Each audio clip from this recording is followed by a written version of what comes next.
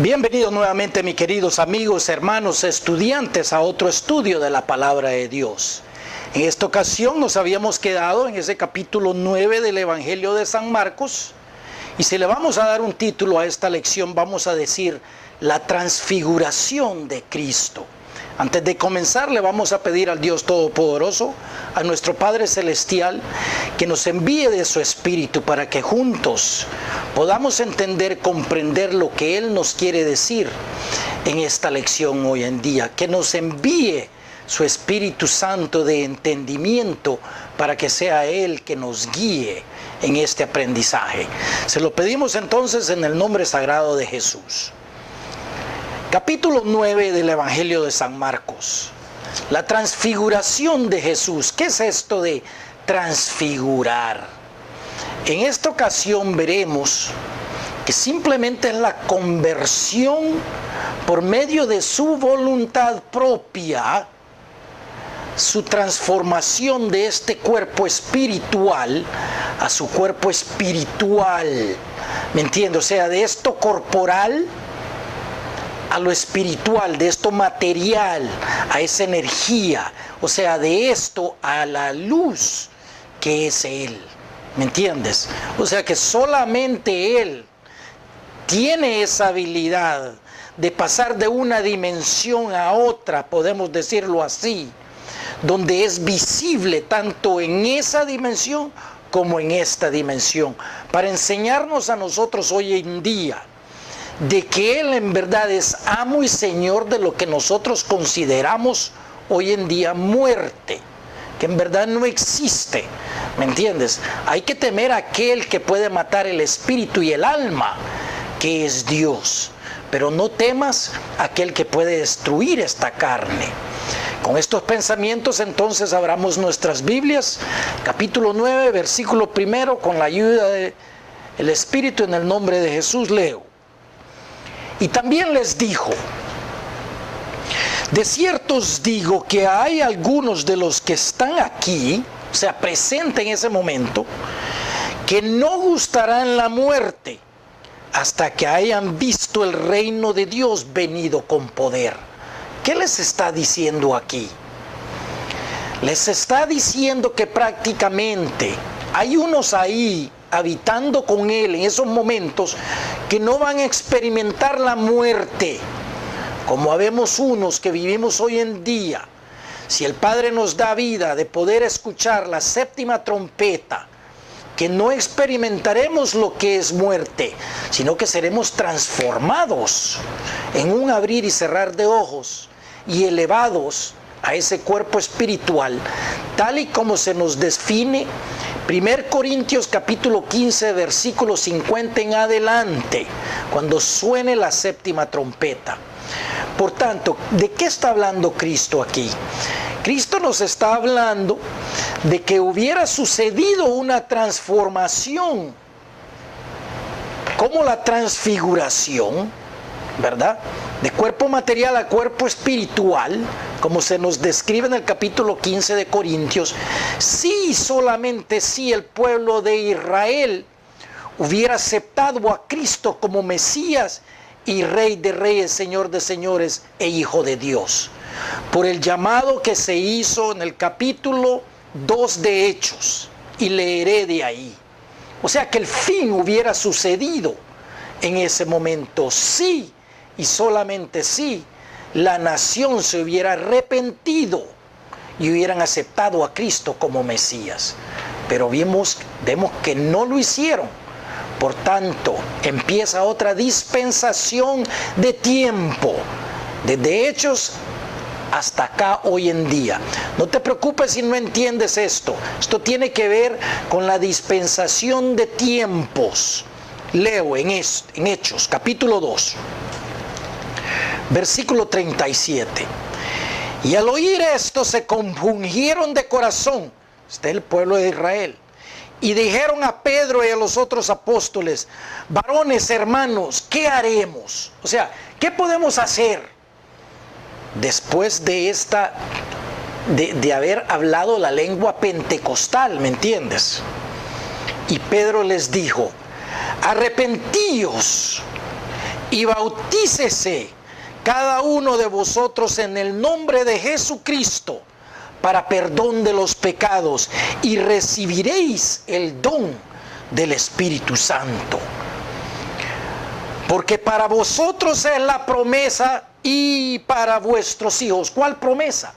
De que el Mesías había venido y que él iba a ser Rey de reyes, Señor de señores. O sea, el fin hubiera sido ahí. Y para todos los que están lejos, o sea, los de Israel en la dispersión, para cuantos el Señor nuestro Dios llamare. O sea, este es el llamado que hace Pedro a la nación de Israel, que se arrepintieran. Pero vimos que no se arrepintieron ni se bautizaron en el nombre del Señor. Por tanto, el fin no sucedió. Esa transformación de la que habla el Señor en el capítulo 9, versículo 1 de Marcos, no sucedió. Pero de aquí en adelante Él nos da un ejemplo de cómo va a ser esa transformación, ¿me entiendes? De estos cuerpos materiales al cuerpo espiritual. Sigamos. Versículo 2, capítulo 9, Marcos. Y 6 días después, Jesús tomó a Pedro, a Jacobo y a Juan, y los llevó aparte solos a un monte alto, y se transfiguró delante de ellos. Esta palabra transfigurar en el griego viene del diccionario Strong's número 3339, metamorfo, que quiere decir cambiar, transformar de un cuerpo a lo espiritual, ¿me entiendes? Es una metamorfosis de esto que es material a eso que es espiritual, por medio de su voluntad propia. ¿Me entiendes tú? Nosotros no podemos hacer eso, pero Él sí. ¿Por qué? Porque Dios con nosotros. ¿Me entiendes? Para darnos evidencia de que en verdad la muerte no tenía ningún control sobre Él. ¿Me entiendes? Esta lección nos da a entender a nosotros que quien está en control de toda la situación no es Satanás, no son los ceneos, no son los fariseos, ni los saduceos, ni el sumo sacerdote, ni el consejo de Sanedrín, es Él. ¿Me entiendes? Siempre Él estaba en control de todo. ¿Tú no crees que Él está en control de tu vida hoy en día? ¿Tú no crees que Él puede cambiar tu vida así en un abrir y cerrar de ojos? ¿Qué crees tú? ¿A qué tipo de Cristo sirves tú? Piensa en esto, ¿me entiendes? Versículos 3. Y sus vestidos se volvieron resplandecientes y muy blancos, como la nieve, tanto que ningún lavador en la tierra los puede hacer tan blancos. ¿Cómo? Pues si estaba en esa dimensión de luz, ¿me entiendes? Transfigurado de una dimensión de esta de la carne a la del espíritu, en esa dimensión donde está el cielo, donde está el Padre. Y les apareció Elías con Moisés, que hablaban con Jesús. ¡Ja! Imagínate tú, Elías y Moisés están enterrados acá, ¿verdad? En un hoyo en la tierra. No, señores, aparecieron. ¿Dónde están? Están con el Padre Celestial, en las huestes celestiales. Están en esa dimensión. Por eso es que aparecen Elías, representante de la profecía, y Moisés, representante de la ley. ¿Me entiendes? Doble testigo para nosotros hoy en día, que sabemos qué es lo que Él dice con estos mensajitos. Y entonces Pedro dijo a Jesús, Pedro nervioso, porque ¿qué está pasando aquí?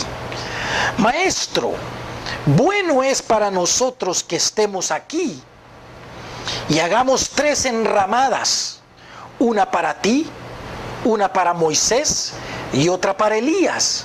Te pregunto yo a ti, ¿cómo reconoció Pedro a Elías y a Moisés si nunca se habían visto? ¿Me entiendes? En esa dimensión, todo el conocimiento de lo que eras tú antes se te da. Reconocimiento instantáneo de quiénes son estos dos. ¿Me entiendes? En esa dimensión, todo es diferente. Tienes la capacidad de conocimiento de 100%, desde lo que tenías antes de haber nacido. Tú ahorita no tienes conocimiento del mundo que existió, ni de tu existencia antes de ocupar estos cuerpos. Pero el Padre sí, en esa dimensión sí, se te volverá a dar dada.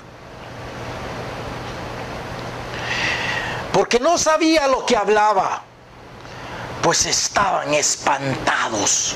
¿Me entiendes? ¿Qué es esto? ¿Qué es esto que está pasando aquí?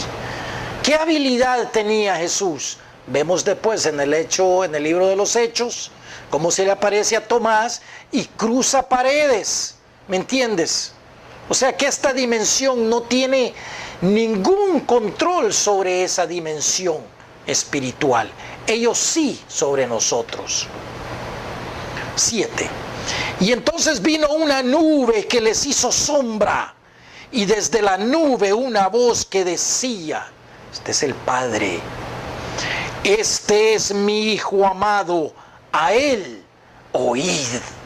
Una orden, ¿me entiendes? Y luego cuando miraron, no vieron más a nadie consigo, sino a Jesús solo. ¡Pum! Cambio instantáneo, nuevamente de regreso a esta dimensión. ¿Me entiendes? O sea que todos, Pedro, Juan, Jacobo, fueron transportados a esa dimensión. ¿Me entiendes? ¿Tú no crees que Cristo puede hacer eso? Es para tu entendimiento de que somos parte, nuestro espíritu, nuestra alma, nuestro cuerpo espiritual. Este pedazo de carne no lo vas a ocupar ya más. Pero tu alma, tu cuerpo espiritual, eso es lo que será juzgado. 9. Y descendiendo ellos del monte, les mandó Jesús que a nadie dijesen lo que habían visto, sino cuando el Hijo del Hombre hubiese resucitado de los muertos. O sea que el Señor les da una orden de que no digan absolutamente nada acerca de esto. ¿Me entiendes? Para darle evidencia a ellos de quién es Jesús Cristo. ¿Me entiendes? Imagínate tú ese evento. Han de haber estado no solamente espantados, pero perplejos, mudos. 10. Y guardaron la palabra entre sí, discutiendo qué sería aquello de resucitar a los muertos. Porque no entendieron, ¿me entiendes? Acuérdate, el versículo 1. O sea que estos no iban a experimentar muerte física, sino que hubieran sido transformados. Si el pueblo de Israel se hubiera arrepentido y hubiera aceptado, eso incluyendo a los eneos, ¿me entiendes tú? O sea que ahí termina una dispensación de tiempo. Empiezan los apóstoles, empieza Pablo, Pedro, ¿me entiendes? Juan, todo el Nuevo Testamento. Es otro estudio para otra ocasión, no te preocupes. Dispensaciones de tiempo. Y le preguntaron diciendo, ¿por qué dicen los escribas que es necesario que Elías venga primero? Acuérdate, acaban de ver a Elías en el espíritu. O sea que están esperando que Elías regrese también. ¿Me entiendes? Acuérdate, Malaquías, el último versículo del Antiguo Testamento. ¿Cuál es la promesa? Elías vendrá a retornar el corazón de los hijos a los padres y de los padres a los hijos. Y yo les digo que Elías, en el espíritu de Elías, en verdad, ya vino a este mundo. El corazón de los hijos ya está esperando al Señor y al Padre. El corazón de los eneos están esperando a su Padre. ¿Me entiendes?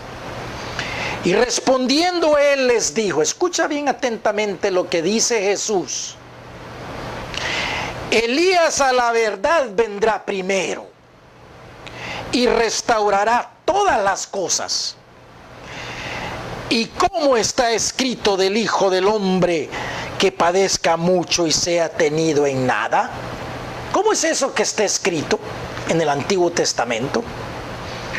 Pero os digo que Elías ya vino.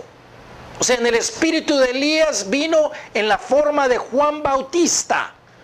El espíritu de profecía, podemos decir mejor, anunciando la venida del Señor, de la manera como ya vino hoy, anunciando la venida no solamente de este falso Mesías que viene a Jerusalén, pero del verdadero Mesías, Rey de reyes y Señor de señores.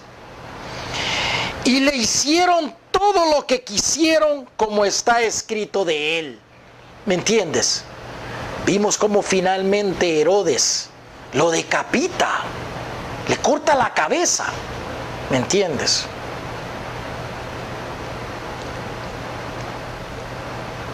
Si lo hubieran aceptado, hubiera sido Elías. Por eso Cristo dijo, Elías ya vino. ¿Me entiendes? 14. Y cuando llegó a donde estaban los discípulos, el resto de los discípulos, vio una gran multitud alrededor de ellos y escribas que disputaban con ellos. Acuérdate, los escribas eran los eneos que sabían escribir y mantenían la ley y se habían tomado ya la cátedra de Moisés. O sea, se habían infiltrado ya en el consejo de Sanedrín. Los eneos, los hijos de Satanás, ya estaban ahí queriendo crucificar a Cristo.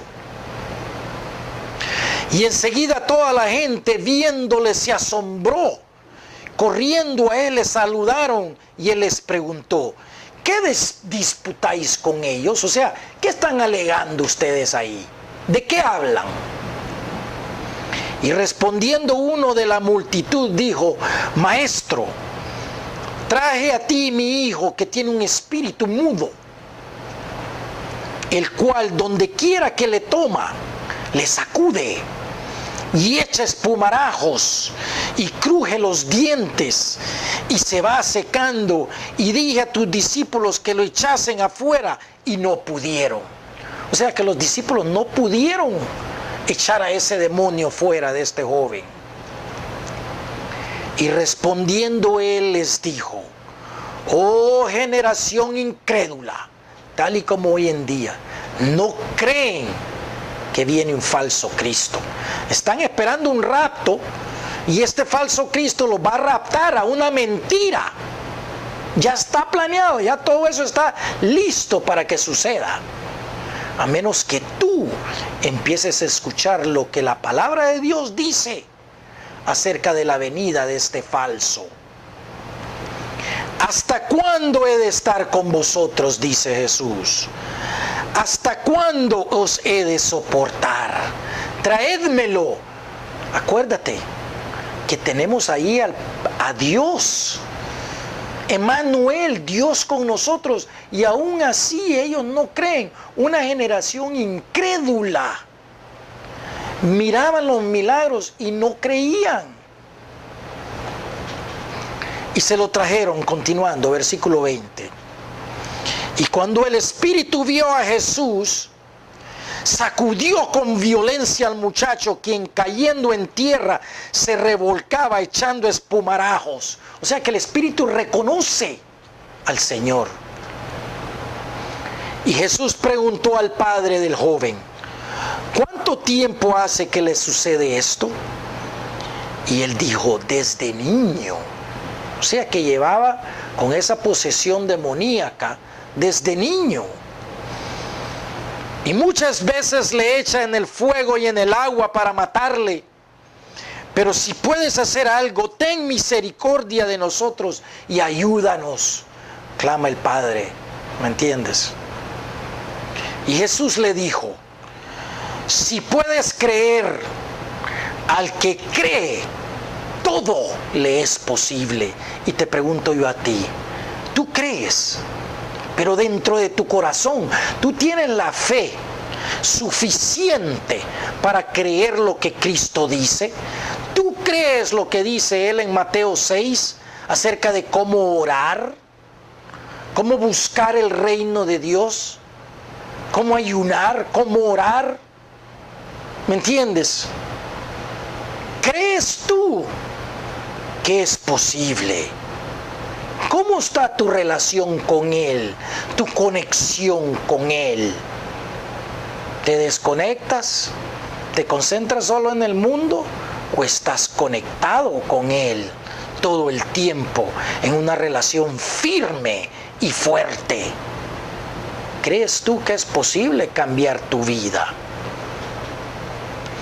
E inmediatamente el padre del muchacho clamó y dijo, creo, ayuda a mi incredulidad. O sea, ayúdame a creer. ¿Me entiendes? Sabía este padre de que tenía problemas creyendo, tal y como nosotros hoy en día. Pero ¿sabes algo?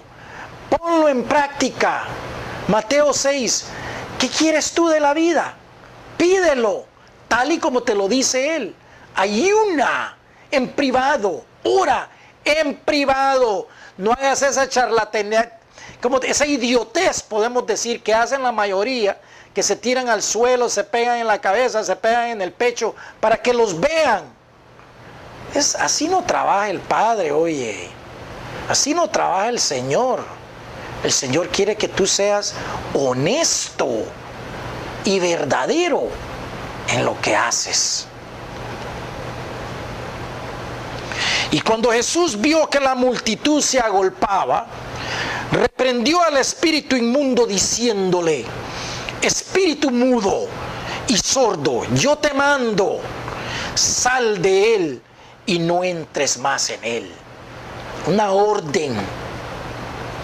Y entonces el espíritu, clamando y sacudiéndole con violencia, salió y él quedó como muerto, el pobre niño, el pobre joven.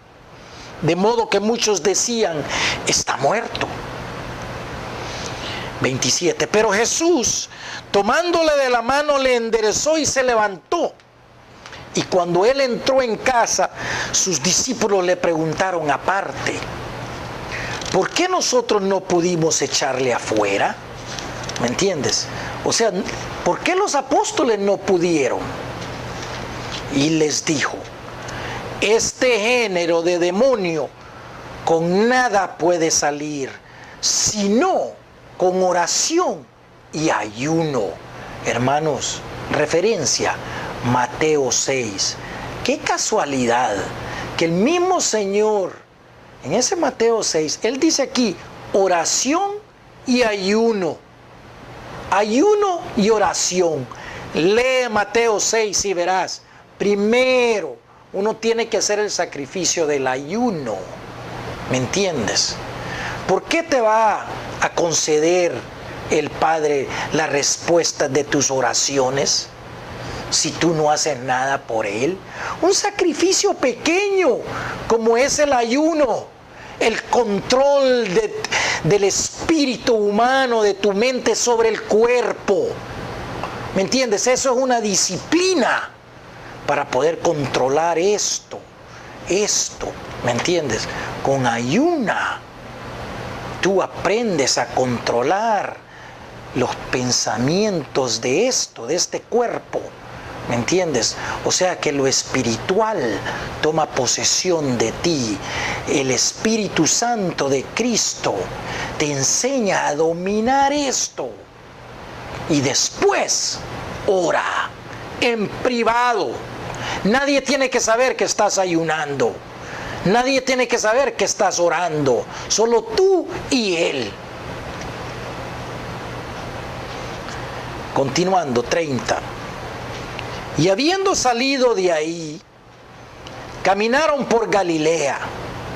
y no quería que nadie lo supiese. Mira, ¿ves cómo es de privado él? Mira, callado. No quería que nadie lo supiese. Porque enseñaba a sus discípulos y les decía, escucha atentamente, ¿qué les decía? Aquí está profetizando. Primero les enseña a Pedro, Juan y Jacobo cómo va a resucitar. Va a resucitar desprendiéndose de este cuerpo. ¿Me entiendes? Ahora les dice a qué vino. Y les dijo, el Hijo del Hombre será entregado en manos de hombres y le matarán. Pero después de muerto, resucitará al tercer día. Hermanos, ya no puede ser más claro él, ¿me entiendes? Aquí les ha dicho simplemente, claramente, les está profetizando y les está diciendo que será crucificado y al tercer día resucitará. ¿Me entiendes? Hay todavía unos tontos ahí que andan enseñando de que él dudó, de que él se debilitó, que tomó los pecados del mundo y dudó. Hermanos, ¿cómo es eso? Si es Dios con nosotros profetizando, ya sabía él lo que tenía que hacer. ¿De qué estamos hablando aquí? ¿De un hombre normal como nosotros? ¿Que nos olvidamos del Espíritu? ¿O en verdad el Espíritu de Dios habitando un hombre que no le importaba la carne? ¿Me entiendes? Pero ellos no entendían estas palabras y tenían miedo de preguntarle. Lógico. Y llegó a Capernaum. Y cuando estuvo en casa les pregunté, ¿qué disputabais entre vosotros en el camino? Son los apóstoles, ¿verdad? Mas ellos callaron, porque en el camino habían disputado entre sí quién había de ser el mayor en el reino. ¿Por qué no? Después de todo nos llevamos con el maestro. Él nos va a dar posiciones de importancia. ¿Entiendes? Eso es lo que se oye hoy. Y lo ves hoy en día. Y entonces él se sentó y llamó a los 12 y les dijo, a ver si tus reverendos y a los dirigentes de la iglesia, a ver si los miras haciendo esto. Escucha. Si alguno quiere ser el primero, será el postrero de todos y el servidor de todos. Hermanos, si tienes ojos para ver y oídos para escuchar, mira a tus dirigentes, escúchalos. Primero qué es lo que dicen y después qué es lo que hacen, que es mucho más importante. ¿Se sientan en los púlpitos ellos como grandes amos y señores? ¿O sirven? Míralos tú dime. Y tomó a un niño y lo puso en medio de ellos. Y tomándole en sus brazos les dijo, el que reciba en mi nombre a un niño como este, me recibe a mí. Y el que a mí me recibe, no me recibe a mí, sino que al que me envió. El Padre, el Hijo, el Espíritu Santo es uno. ¿Me entiendes? La presencia de uno es la presencia de los tres. ¿Me entiendes? El Hijo en la carne es el Padre en la carne, el Espíritu en la carne. Y Juan le respondió diciendo, Maestro, hemos visto a uno que en tu nombre echaba fuera demonios, pero él no nos sigue. Y se lo prohibimos porque no nos seguía. Pero Jesús dijo, no se lo prohibáis, porque ninguno hay que haga milagro en mi nombre que luego pueda decir mal de mí. O sea que si tú oras en el nombre de Jesús, en privado, o sanas, así como se dice en Santiago 5, ¿me entiendes? En privado, la oración de sanamiento por una persona enferma, en privado, en el nombre de Jesús, ¿me entiendes? Cualquiera lo puede hacer, pero no eres tú, es Él, ¿me entiendes? Quien sana, no es el aceite, es el ungido quien sana. Porque el que no es contra nosotros, por nosotros es. O sea, quien es cristiano, no está contra. Están engañados, sí, ¿me entiendes? Pero aman al Señor. Y cualquiera que os diere un vaso de agua en mi nombre, porque sois de Cristo, de cierto os digo que no perderá su recompensa.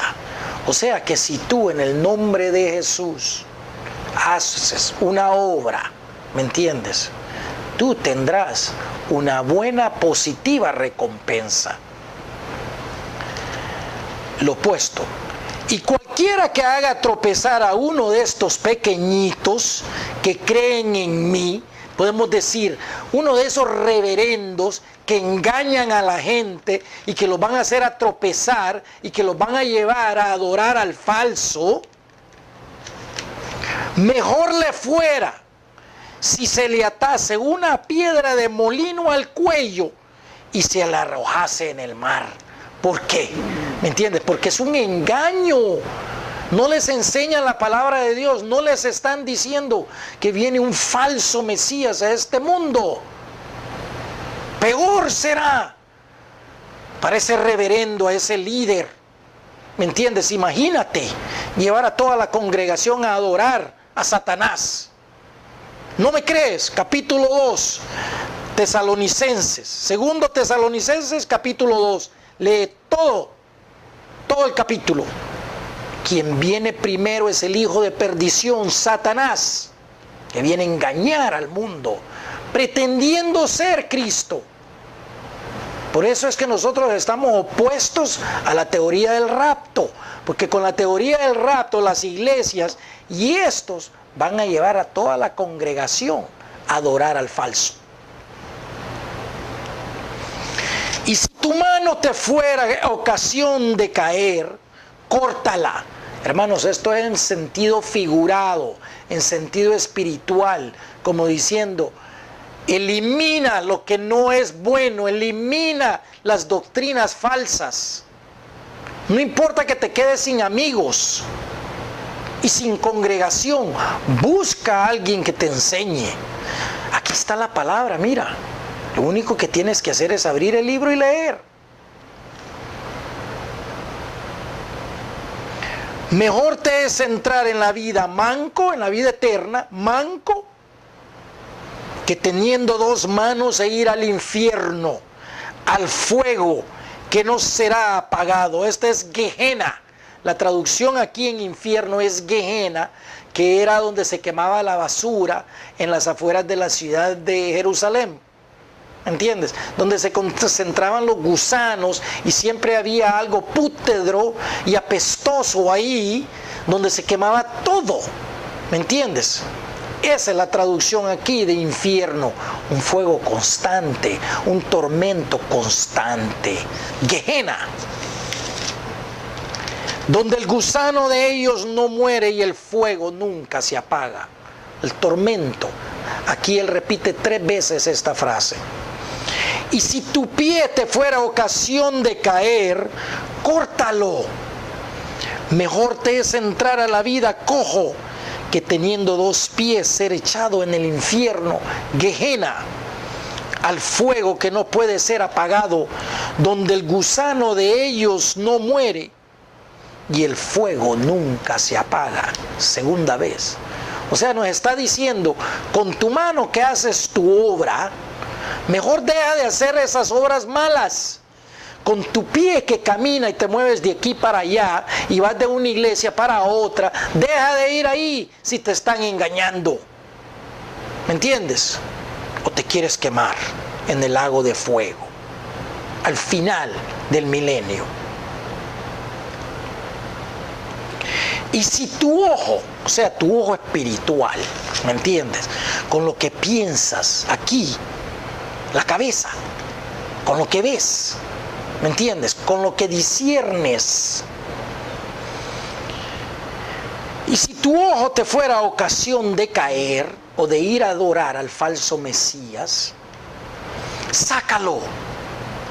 Mejor te es entrar en el reino de Dios con un ojo que teniendo dos ojos y ser echados al infierno, Gehenna, donde el gusano de ellos no muere y el fuego nunca se apaga.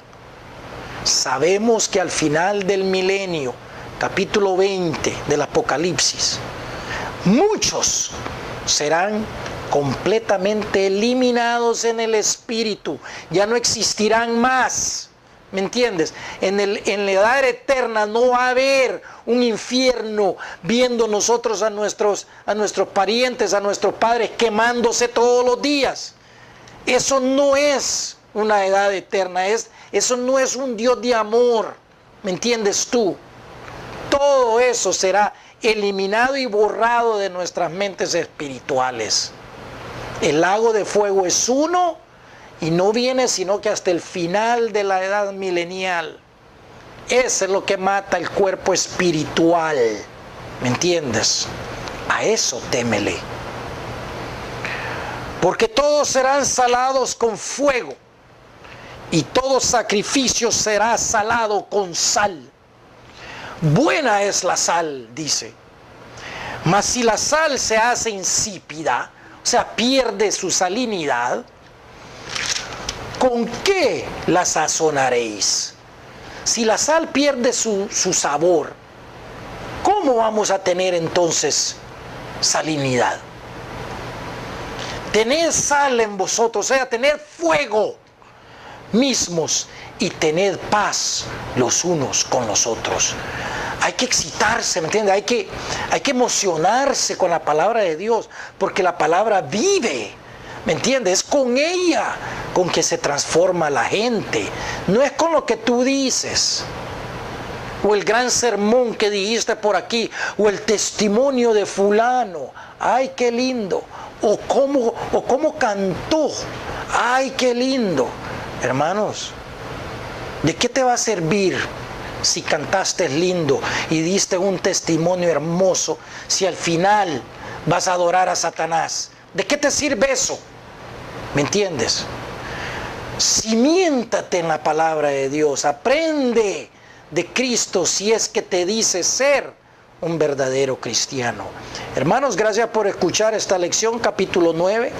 No te pierdas la siguiente lección, capítulo 10, para que Él nos siga dando la sal de la palabra de Dios.